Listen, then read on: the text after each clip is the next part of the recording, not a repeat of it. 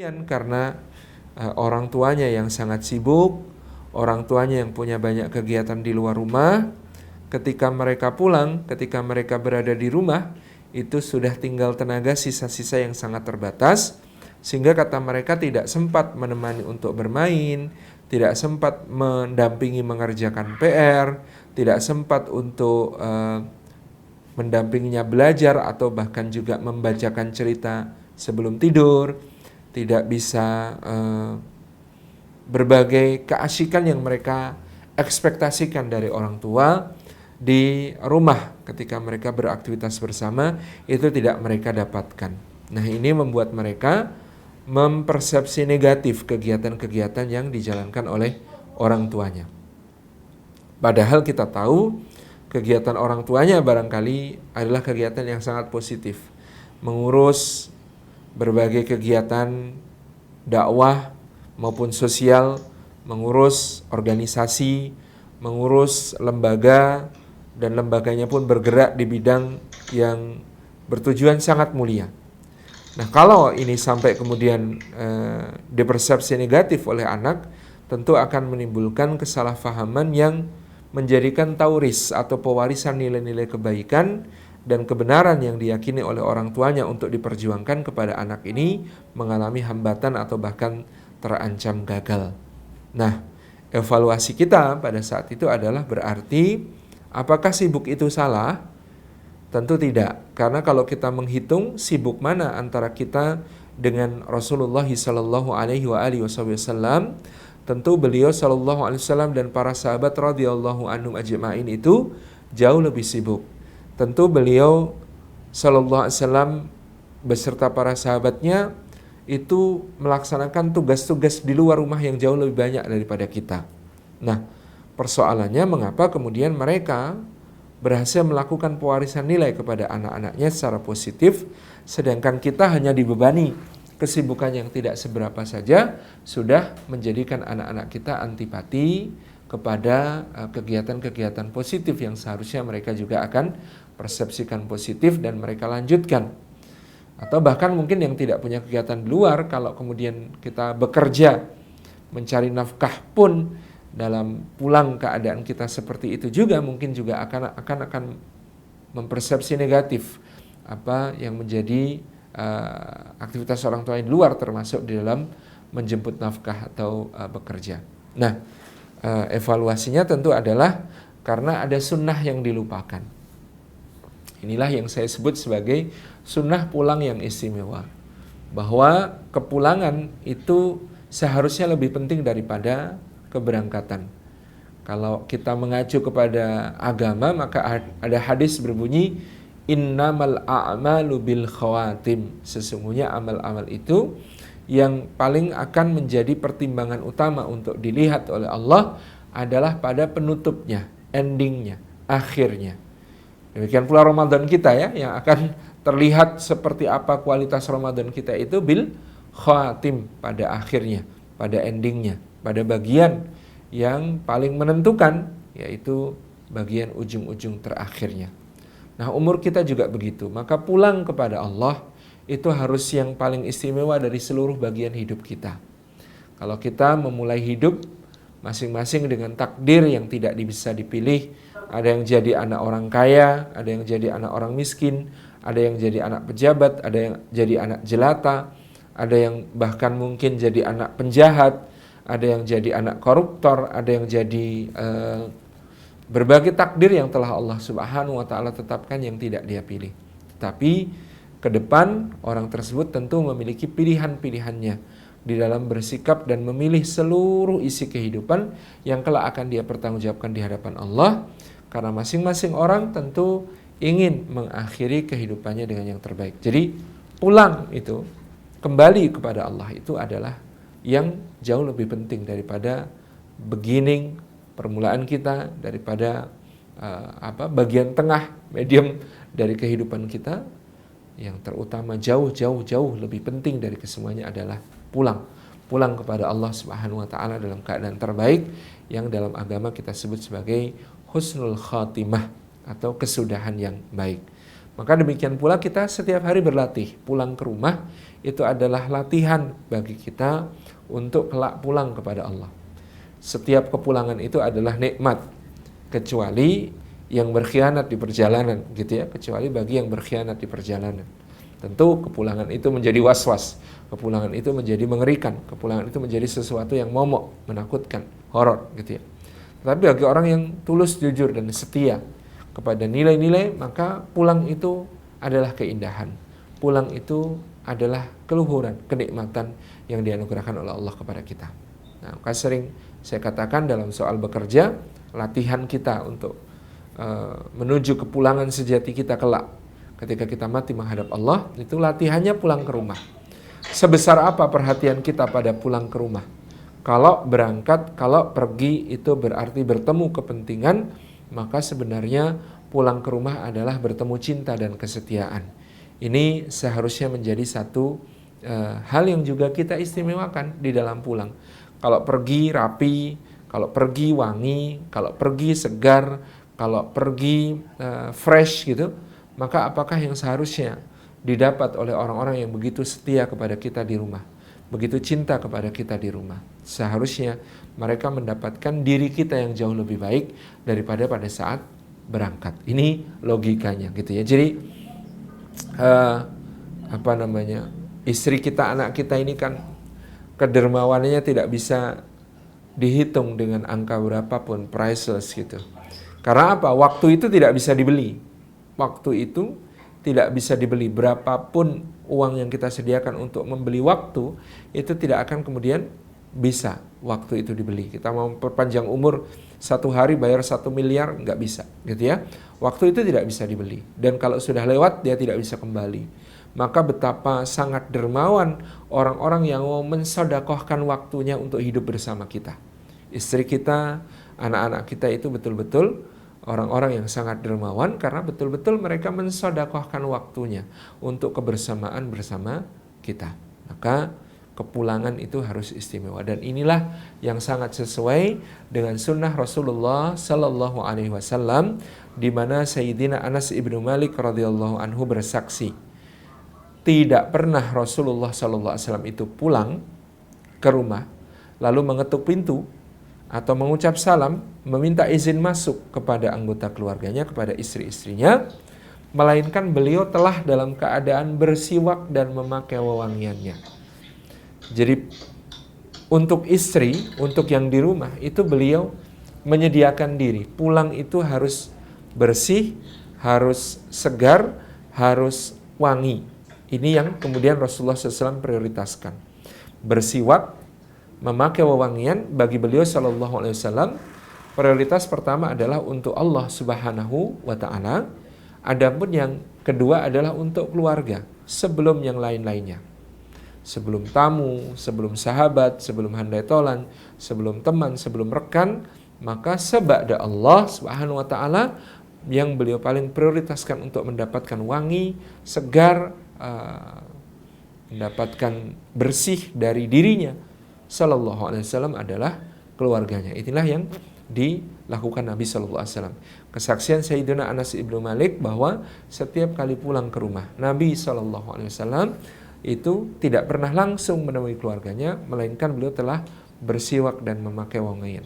Kalau sudah bersiwak dan memakai wewangian, otomatis kita bisa maknai bahwa meskipun tidak tersurat di dalam hadisnya Anas bin Malik, Rasulullah juga sudah berwudu. Itu artinya sudah sangat segar, sudah sangat wangi, sudah sangat bersih. Ini yang didapati keluarga dari Rasulullah SAW. Ini adalah salah satu manifestasi atau perwujudan dari sabda beliau SAW yang lain, bahwa khairukum khairukum li ahli wa ana khairukum li ahli. Yang terbaik di antara kalian adalah yang terbaik kepada keluarganya, dan aku, kata Nabi Sallallahu Alaihi Wasallam, adalah yang terbaik terhadap keluargaku. Ya, termasuk terbaik di dalam penampilan ketika pulang, untuk dipersembahkan kepada yang di rumah. Segar, siap untuk menyambut, segar, siap untuk bermain bersama, segar, wangi, siap untuk dalam kedekatan yang paling akrab, yang paling mesra. Ini yang kemudian diteladankan oleh Rasulullah Sallallahu Alaihi wa alihi wasahbihi wasallam. Nah, rekan-rekan yang disayang oleh Allah Subhanahu wa Ta'ala, Kalau kita membayangkan tadi tentang survei kami, gitu ya, ada seorang bapak pulang, anaknya menyambut dengan penuh semangat, dengan antusiasme yang sangat tinggi. Ayah, itu atau abi, atau abah, gitu ya. Sementara ayahnya kelelahan, kemudian dia lemparkan tas ke sofa dan dia ambruk, gitu ya. Oh enak, kamu main sama kakakmu dulu, ayah capek sekali, gitu ya.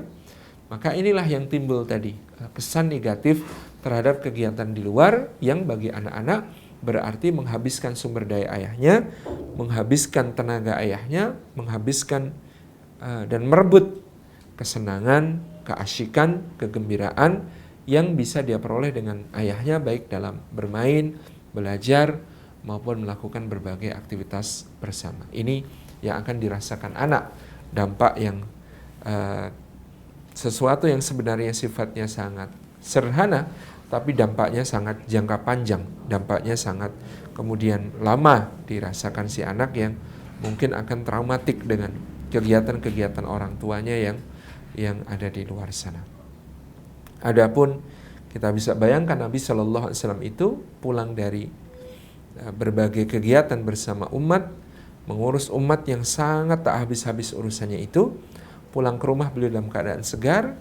Ketika cucu-cucu menyambut, gitu ya, maka beliau langsung bisa menggendong Al-Hasan atau Al-Husain, mendukungnya di pundak, atau bahkan mereka menjadikan beliau sebagai kuda-kudaan, gitu ya, dinaikin keliling rumah, seperti diceritakan Abu Hurairah radhiyallahu anhu, di mana Al-Hasan dan Al-Husain menaiki punggung Rasulullah, bergerak bersama keliling, gitu ya.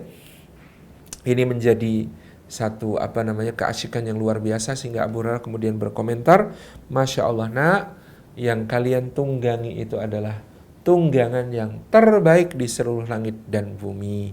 Kemudian Rasulullah SAW menimpali Abu Hurairah dengan kata-kata, dan penunggangnya adalah para pemuda penghulu dari para pemuda di dalam surga. Itu ya, keasyikan yang luar biasa yang ditunjukkan Rasulullah di situ. Dari Abu Hurairah pula kita menyimak sabda tentang kesaksian tentang bagaimana Rasulullah SAW pulang dari perjalanan yang jauh, yakni jihad fisabilillah misalnya. Ketika pulang dari jihad fisabilillah, diceritakan Abu Hurairah, Rasulullah SAW tidak langsung memasuki kota Madinah. Biasanya beliau memerintahkan rombongan untuk berkemah di luar kota Madinah. Untuk apa?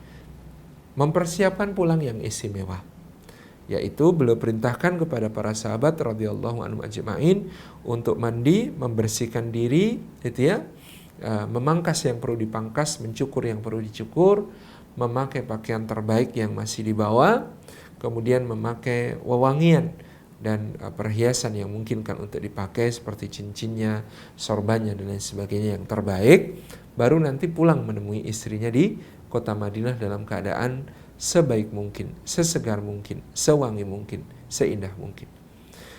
Demikian pula senyambang itu dikatakan Abu Hurairah bahwa Rasulullah mengirim utusan ke dalam kota Madinah untuk mengumumkan kepada para istri bahwa keesokannya suaminya akan pulang. Maka para istri ini pun tanggap, mereka mempersiapkan diri, mereka tentu juga membersihkan rumahnya, mereka menyiapkan masakan kesukaan suaminya, mereka mandi dan berdandan untuk suaminya, memakai riasannya, memakai pakaian terbaiknya, bahkan kalau masih cukup itu gaun pengantin bisa dipakai lagi gitu ya, untuk menyambut suami yang pulang dari jihad fisabilillah yang sangat istimewa itu. Dan bahkan di dalam hadis itu terdapat kalimat yang sebenarnya vulgar tetapi penting untuk kita sampaikan sebagai ilmu. Hatta bahkan disebutkan Rasulullah memerintahkan agar para wanita sempat beristihdad, sempat mencukur rambut dari bagiannya yang paling pribadi untuk menyambut suami yang pulang dari perjalanan jauh, perjalanan jihad fi sabilillah tersebut. Semua ini Rasulullah SAW tuntunkan kepada kita untuk menjadikan momen pulang itu sebagai momen yang istimewa. Pertemuan dua yang saling mencintai setelah perpisahan yang cukup lama, barangkali pertemuan dua hati yang saling merindukan setelah masing-masing saling mengkhawatirkan Ya, mereka menitipkan kepada Allah, mentawakalkan kepada Allah, tapi tetap saja ada gelisah, ada khawatir bagaimana yang terjadi pada kekasih hati Nun jauh di rantau, di perjalanan yang sedang mereka melaksanakan tugas di bawah pimpinan Rasulullah Sallallahu Alaihi Wasallam. Tentu tugas yang mereka emban bersama Rasulullah bukan sembarang tugas, tugas yang bertaruh nyawa, tugas yang mempertaruhkan jiwa raga, gitu ya. Dan itu kepulangan adalah sesuatu yang sangat istimewa, sehingga disambut dengan sambutan yang sangat agung pula dari para istri ini kepada suaminya, sebagaimana suaminya mencoba untuk pulang dalam keadaan yang terbaik, dalam penampilan yang terbaik, yang paling wangi, yang paling segar, yang paling rapi, yang paling bersih. Bapak Ibu yang dirahmati oleh Allah Subhanahu wa taala, maka di sini salah satu upaya kita untuk menghidupkan sunnah dari Rasulullah Sallallahu Alaihi Wasallam adalah sunnah untuk pulang dalam keadaan terbaik, sunnah untuk pulang dengan membawa satu, apa istilah zaman sekarang, vibe yang positif, gitu ya, membawa satu nuansa yang positif, nuansa yang penuh dengan semangat, nuansa yang penuh dengan antusiasme, nuansa yang penuh dengan hal yang nular emosi positifnya kepada keluarga di rumah. Ini merupakan tanggung jawab kita. Jangan sampai kita pulang dalam keadaan kucel, dalam keadaan capek, lelah, dalam keadaan bad mood, dalam keadaan loyo, lelah, tidak ada semangat sama sekali, dan juga tidak ada kesegaran sama sekali, bau badan, bau keringat, kemudian juga mulut yang kotor dan beraroma tidak sedap misalnya.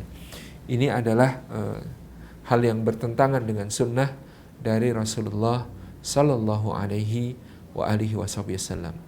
Untuk melaksanakan sunnah ini kadang-kadang barangkali kita perlu berkorban. Ya, kalau tidak ada kamar mandi yang bisa langsung diakses di halaman rumah, gitu ya. Kalau orang Jawa dulu itu sumurnya di depan rumah, gitu ya. Sumurnya di depan rumah ini bagian dari upaya kalau pulang itu langsung kemudian bisa mempersiapkan diri menemui yang di rumah. Tapi kalau sekarang sumur rata-rata diletakkan di dalam, gitu ya.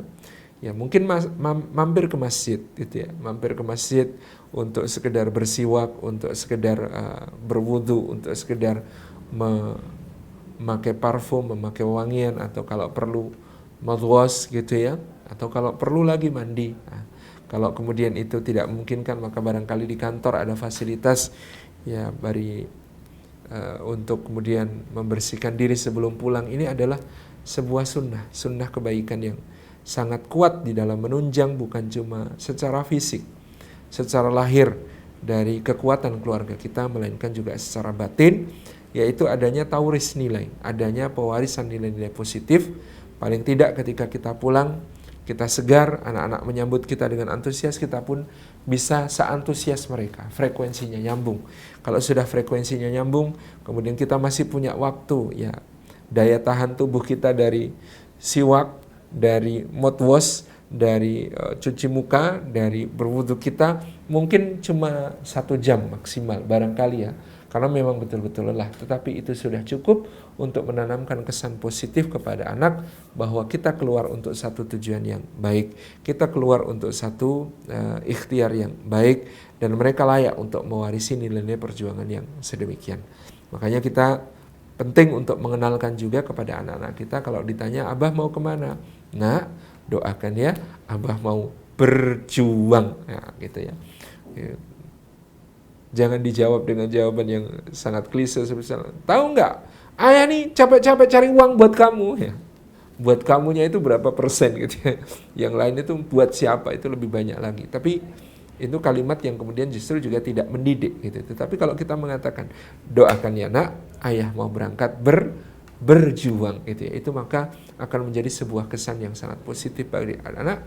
Dan dia kemudian akan bertanya, berjuang itu apa ya? Berjuang itu mengerahkan segenap kemampuan untuk tujuan yang terbaik, untuk mendapatkan yang terbaik dari Allah. Kamu, adik, juga berjuang di rumah.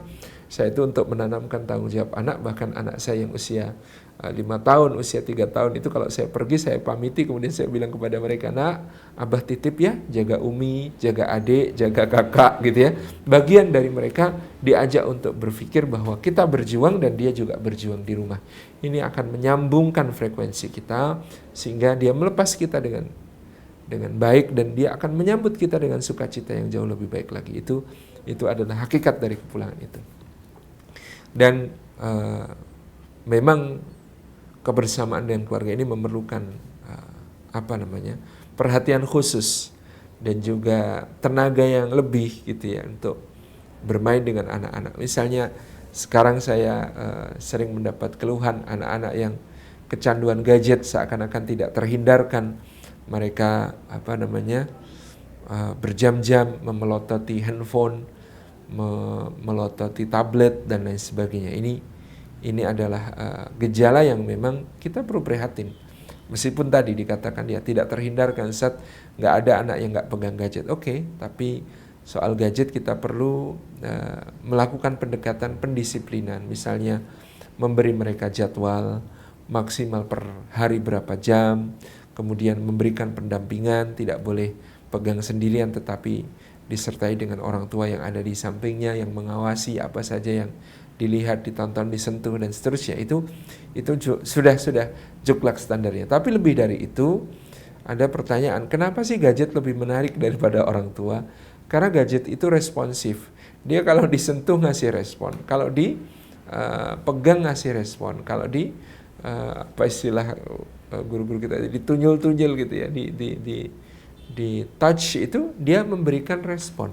Nah, apakah orang tua itu seresponsif gadget gitu? Dipanggil berapa kali baru nengok gitu ya, diajak ngomong berapa ulang kalimat baru jawab gitu ya, ditarik sampai berapa kali baru hah gitu ya, hahnya aja tidak sepenuh perhatian tapi masih disambi dengan perkara-perkara yang lain. Nah, ini yang akan membuat anak merasa ya gadget itu lebih bersahabat karena lebih responsif tadi. Maka kalau kita ingin memutus ketergantungan anak kepada gadget itu, kita juga penting untuk menjadi orang tua yang kalau disentuh dan dipencet itu jadi lebih asik daripada gadget gitu ya. Jadi bagaimana menjadi orang tua yang kalau disentuh dan dipencet lebih asik daripada gadget. Maka di situ menjadi PR kita bagaimana menyediakan diri kita untuk menjadi alat-alat permainan yang mengasyikkan bagi anak-anak kita. Kalau Rasulullah mencontohkan dijadikan kuda-kudaan, Rasulullah mencontohkan menggendong di pundak kanan, pundak kiri, Rasulullah mencontohkan berlomba lari dengan anak-anak, beliau janjikan kepada anak-anak yang bisa menangkap beliau dapat hadiah dan lain sebagainya. Tentu ini adalah contoh-contoh luar biasa yang bisa kita kembangkan untuk mengisi waktu bersama anak-anak kita dengan hal-hal yang positif tadi. Jadi bagaimana kemudian dia kita ajak bermain, mungkin kalau uncang-uncang angge ya kalau kata orang Sunda gitu ya. Kalau kata orang Jawa di Jogja itu yundan dundet gitu ya. Jadi dia duduk di ujung kaki untuk kita goyang-goyangkan supaya bisa main jungkat-jungkit gitu ya.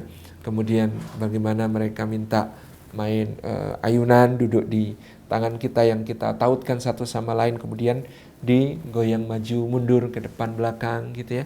Bagaimana mereka kemudian main komedi putar dengan duduk di telapak tangan kita yang kanan, kita pegang pundaknya dengan tangan kiri, kemudian diputarkan sambil dinaik turunkan. Masya Allah, itu akan menjadi keasikan bagi mereka. Bahkan sekedar mungkin kita dijadikan perosotan dengan duduk di kursi atau di sofa dengan memakai kaos dan sarung, lalu mereka duduk dari mulai wajah kita meluncur ke bawah terusur gitu ya. Ini adalah sebuah hal yang sangat-sangat berharga bagi mereka, suatu yang tidak akan terlupakan dari mereka. Dan ini Bapak Ibu yang dirahmati Allah, bermain bersama anak, mencium anak, memeluk anak adalah salah satu sunnah kebaikan yang dilakukan Rasulullah untuk memutus rantai kekejian di Jazirah Arab. Wah, ini kayaknya serius sekali. Jadi begini, Aisyah radhiyallahu anha itu menceritakan bahwa di antara dua hal yang paling disukai masyarakat Arab ketika Rasulullah diutus, itu adalah khamr dan perzinaan yang paling merajalela. Dan kehidupan pergaulan bebas pada zaman itu, perzinaan itu begitu luar biasa sehingga digambarkan oleh beliau radhiyallahu anha, kalau saja ayat-ayat yang turun di awal risalah, di awal turunnya wahyu itu berbunyi, jangan berzina, jangan minum khamar, niscaya bangsa Arab semuanya akan menolak Islam dan mengatakan, kami tidak akan meninggalkan zina dan khamar selama-lamanya. Saking luar biasanya ketergantungan dan kecanduannya mereka pada dua perkara tersebut. Nah, apakah cukup bagi Allah untuk menurunkan hukum tentang perzinaan itu, menurunkan ayat wala taqrabuz zina, dan janganlah kalian mendekati zina, innahu kana fahisyatan wa sa'a sabila, dia adalah kekejian dan jalan yang seburuk-buruknya. Apakah cukup bagi Allah Subhanahu wa taala untuk mencegah zina itu dengan menetapkan bahwa pezina itu akan dihukum had berupa dijilid 100 kali bagi yang belum pernah menikah, dan kemudian bahkan dengan rajam bagi yang sudah menikah? Ternyata tidak. Rasulullah melakukan juga upaya yang lain.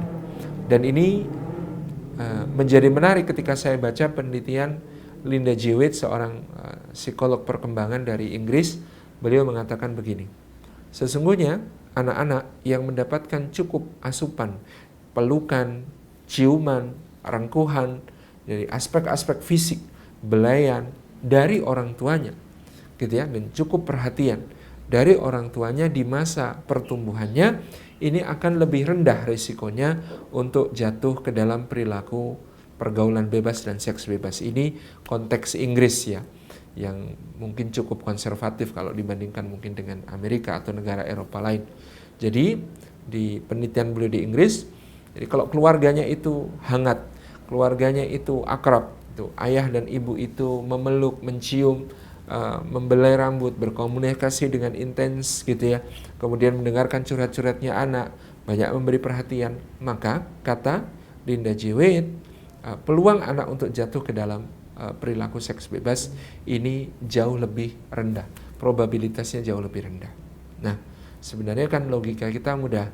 Kalau di rumah cukup perhatian, di rumah cukup dipeluk, cukup dicium, cukup direngkuh, dia tidak akan mencari pelukan, ciuman, rengkuhan dan perhatian dari luar sana. Itu logika yang sederhana, tetapi ternyata ini yang dilakukan Rasulullah sallallahu alaihi wasallam.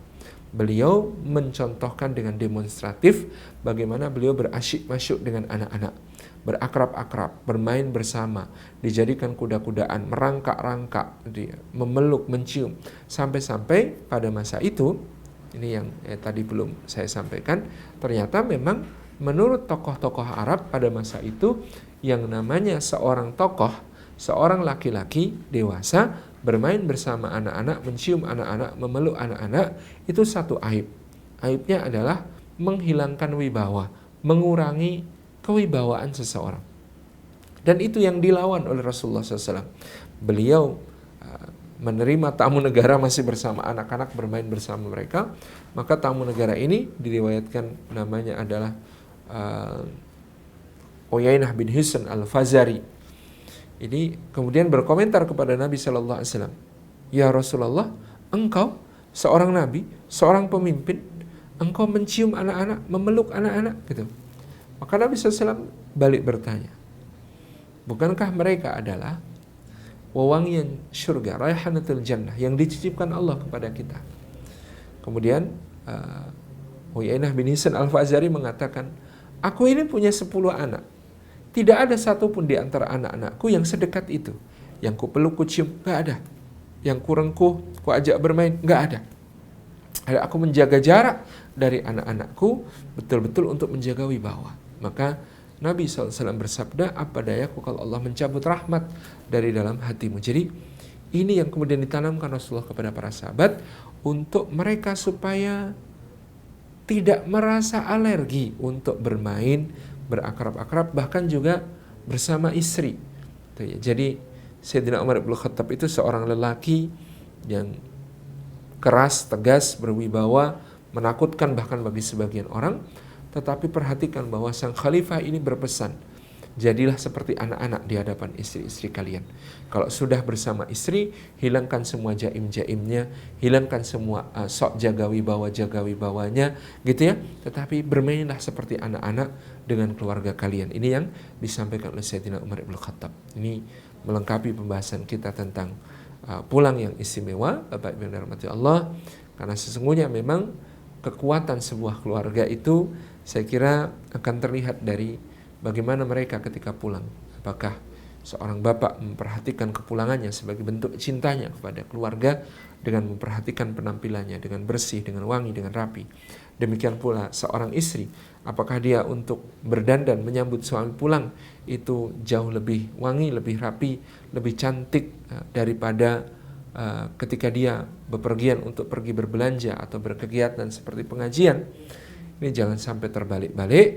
Pahala terbesar dandannya seorang istri adalah ketika menyambut suami pulang dari bepergian. Maka di sini ada timbal balik yang sangat luar biasa kuat antara keluarga dengan kita. Maka selain upaya-upaya pulang yang istimewa ini, bapak-bapak, ibu-ibu yang dirahmati Allah, kita juga perlu mengatur waktu kita di rumah agar menjadi efisien, agar menjadi efektif, menjadi kebersamaan yang penuh makna, kebersamaan yang tidak meaningless. Karena barangkali sebagian mengalami gitu ya, Senin sampai Jumat kerja membanting tulang sampai linu-linu, memeras keringat sampai kering, berangkat matahari belum terbit, pulang matahari sudah jauh terbenam gitu ya. Kemudian di akhir pekan Sabtu atau Ahad awal pekan sebenarnya itu cuma gelimbang-gelimbung di depan TV mengerjakan pekerjaan yang tidak jelas. Apalagi sekarang di masa pandemi COVID-19 kita berada dalam situasi yang mungkin bagi sebagian orang yang tidak terbiasa di rumah, tidak nyaman dan lain sebagainya gitu ya. Ya, dalam cinta kan memang ada kaidah zurgiban tasdud khubban, berkunjunglah sekali-sekali karena itu yang akan menguatkan cinta. Yang semula sama istrinya dari kantor bisa rindu, sekarang tiap hari ketemu, tiap hari lihat gitu ya. Ini rindunya di mana? Mau diatur bagaimana? Ini yang harus kemudian kita kelola betul-betul berbagai macam perasaan di dalam hati untuk harmoni rumah tangga kita. Jadi bisa diatur, setiap orang itu memang harus punya me time. Setiap orang itu punya waktu untuk dirinya sendiri. Nah, masing-masing orang punya kecenderungannya untuk me time. Saya seorang bapak, me time-nya adalah membaca buku. Ya, berikan jadwal waktu untuk me time, untuk membaca buku. Bagi seorang ayah itu bagian dari berkelananya untuk menjelajahi petualangan dunia intelektualnya. Atau ada yang lebih remeh, itu me time-nya seorang bapak adalah nyeduh kopi.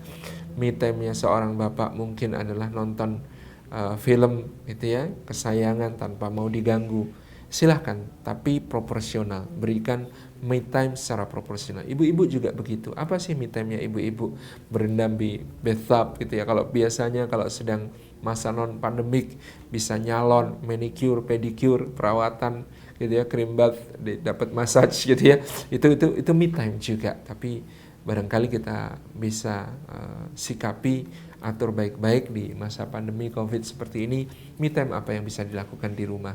Berkebun, ada kepuasan tersendiri menjalankan hobi, senangnya apa? Ada yang merajut gitu ya ibu-ibu gitu ya, ada yang menjahit barangkali gitu ya, atau juga sama dengan bapak menonton film kesayangan dan sebagainya. Silahkan diberikan me time ini. Atau ada yang luar biasa, me time saya hatamin Quran dalam 3 hari. Wah, itu me time banget gitu ya, keren banget itu. Ini luar biasa. Nah, ini juga bisa.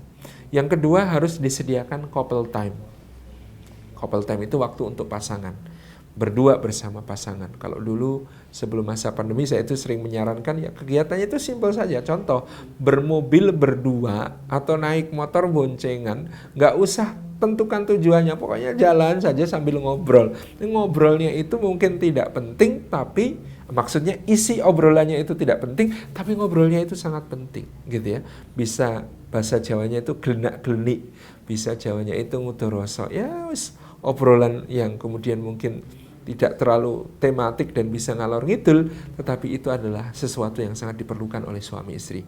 Ya kadang-kadang nunggu anak-anak tidur gitu ya, duduk berdua di depan mungkin LCD TV-nya, nonton mungkin video kenangannya waktu pernikahan dulu sambil ngobrol, yang nggak usah pakai topik gitu ya, tetapi sekedar ngobrol gelenak-gelenik menjadi begitu berharga. Gitu ya. Jadi couple time itu nggak harus mahal, nggak harus candlelight dinner di restoran yang chefnya Michelin bintang 3 itu nggak harus gitu ya, itu mahal banget.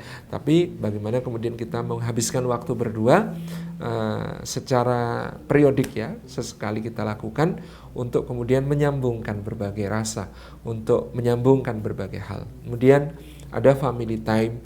Ya, saya dulu pernah menceritakan family time itu kadang-kadang juga bukan soal kemananya, tetapi bersama siapa. Kita pernah satu saat mau piknik gitu ya, ke sebuah hutan pinus gitu ya.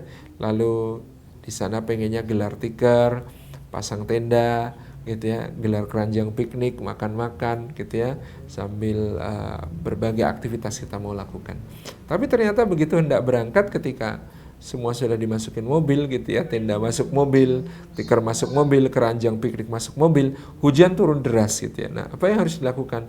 Balik lagi ke rumah, ruang keluarga diberesin, kursi-kursi dipinggirin, lampu dimatikan gitu ya, tikar digelar, tenda dipasang, kemudian karena suasana gelap lebih bagus lagi gitu ya, setel laptop gitu ya, suara burung berkicau atau cukup pakai handphone, suara burung-burung berkicau itu anak-anak sudah seneng banget, keluar masuk tenda bareng-bareng, makan minum bersama di situ. Jadi family time ini juga sesuatu yang perlu kita lakukan bersama. Atau kadang-kadang naik mobil bareng-bareng serumah, nggak tentu arah juga gitu ya, itu menjadi sesuatu yang kemudian sangat berharga. Jadi ada family time di situ. Kemudian yang berikutnya ada social time ya.